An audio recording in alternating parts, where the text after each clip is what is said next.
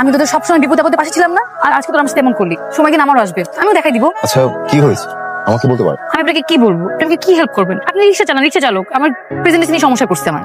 রিক্সা চালককে এত ছোট করে দেখছেন কেন? আমরাও মানুষ, অন্যরা যা পারে আমরাও তা পারতে পারি। আর কখন কাকে কার কাজে লাগে কেউ বলতে পারে না। আমার অ্যাসাইনমেন্ট আর 2.5 ঘন্টা বাকি আছে। এদিকে আমার বন্ধুদের কারো কোনো খবর নাই, ওরা বলছিল যে ওরা আজকে আমার অ্যাসাইনমেন্ট করে দিবে। বিবিএ পড়েন? হ্যাঁ ল্যাপটপ আছে? হ্যাঁ। ঠিক আছে চলেন। কোথায় যাচ্ছেন আপনি? দেখি কি করা যায়।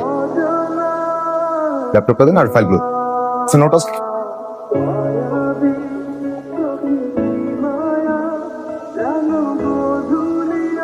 আপনি এখানে?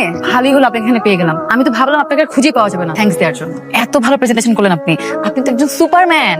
আপনি আমাকে একটা সত্যি করে কথা বলেন তো, আপনি এত ভালো প্রেজেন্টেশন কিভাবে করলেন? জীবন বাঁচানোর যুদ্ধে কত শিক্ষিত লোক রিক্সা নিয়ে রাস্তায় নেমে যায়। এই শহরের অলিতে গলিতে কয়টা সত্যের খবর আমরা জানি বলেন? সানিরা আসতে চাচ্ছিল। মাত্র তোমাকে কতবার মানা করেছি আমি। ছেলে ভালো, পরিবার ভালো, দেখতে হ্যান্ডসাম। সানিকে আমার পছন্দ না। সমস্যাটা কোথায় সেটা তো বলতে হবে। আমার পছন্দের মানুষ আছে। তোর পছন্দের মানুষ আছে, শেষ আমার সব কষ্ট বিফলে। তোর পছন্দের মানুষের নাম কি? কি করে? মা ও রিক্সা চালক, ওর নাম জসিম বোন। কি শুরু হলো আমার বাসায়? বাবা 5,000 টাকা দাও তো। কালকে 500 টাকা নেবে, আজ আবার 5000।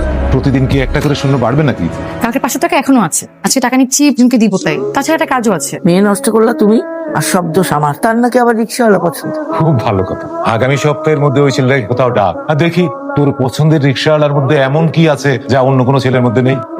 এখানে কিছু টাকা আছে, কালকে শপিং করে ফেলবেন। আর এইসব চুল দাড়িতে একটু সাইজ করবেন যাতে দেখতে একদম হিরোর মতো লাগে। ঠিক আছে কিন্তু টাকা লাগবে না।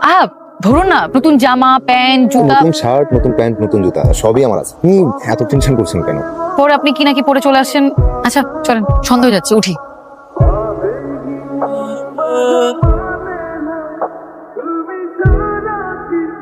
জামা কাপড় ঠিক আছে? তোমার মা বাবা কোথায় থাকেন? ঢাকাতে? না কি কানাডা। তুমি মা বাবার সাথে থাকো না? বড় বোনের সাথে। এমনিতে কি করো তুমি? পড়ালেখা শেষ হলো, দেশে বাবার ব্যবসাটা আমি আর দুলা হয়ে গেছি।